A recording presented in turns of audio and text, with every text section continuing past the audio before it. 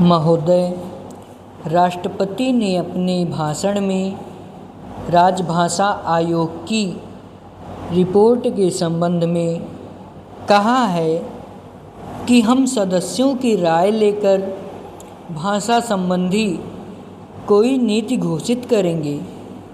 मैं समझता हूँ कि भाषा का प्रश्न इतना जटिल नहीं था जितना कि उसको बना दिया गया है। इस जटिलता को लाने में जहाँ उन लोगों का हाथ है जो सरकार में नहीं हैं, वहाँ इसमें भारत सरकार की भी बड़ी जिम्मेदारी है। मुझे वह दिन याद है जब मैं छोटा था और देश गुलाम था। उस वक्त महात्मा गांधी हिंदी के संबंध में चर्चा करते थे और उनकी कृपा के फलस्वरूप और उनके प्रयास के फलस्वरूप सभी प्रांतों में हिंदी की सभाएं खोली गईं और वहाँ हिंदी का प्रचार किया गया।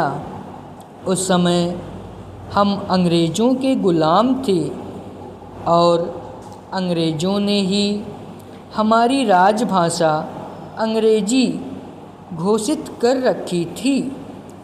तब हम अंग्रेजी से दूर थे और हिंदी के निकट थे, लेकिन आज जब हमारी अपनी सरकार है, अपना शासन है, हम हिंदी से दूर होते चले जा रहे हैं। एक समय था जब हिंदी के संबंध में एक मत था।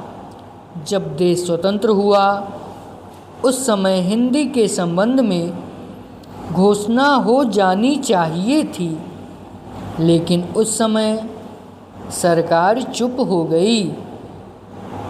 अब जो देरी हो रही है, इससे भाषा संबंधी समस्याएं बढ़ती जा रही हैं। मैं नम्रता के साथ सदन के सदस्यों के सम्मुख यह निवेदन करना चाहूँगा कि कितनी विचित्र स्थिति है कि आज हमको अंग्रेजी भाषा का मोह पैदा हो रहा है। आज हिंदी देश की मुख्य भाषा है, इसमें कोई दो मत नहीं हो सकते। यह सबसे अधिक बोली जाने वाली भाषा है। आज इसका विरोध बढ़ता जा रहा है।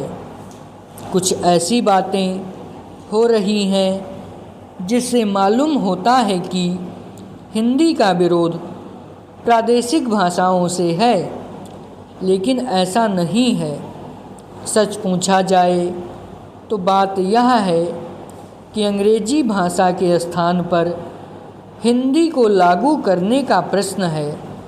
प्रांतों में काम प्रादेशिक भाषाओं में हो, किंतु केंद्र में तो हिंदी भाषा भाषियों को और कुछ जो अहिंदी भाषा भाषी लोग हैं, उनको यह गलतफहमी हो रही है कि हिंदी वाले बलपूर्वक हिंदी को राजभाषा बनाना चाहते हैं, लेकिन इसमें कोई इस प्रकार का प्रश्न नहीं है।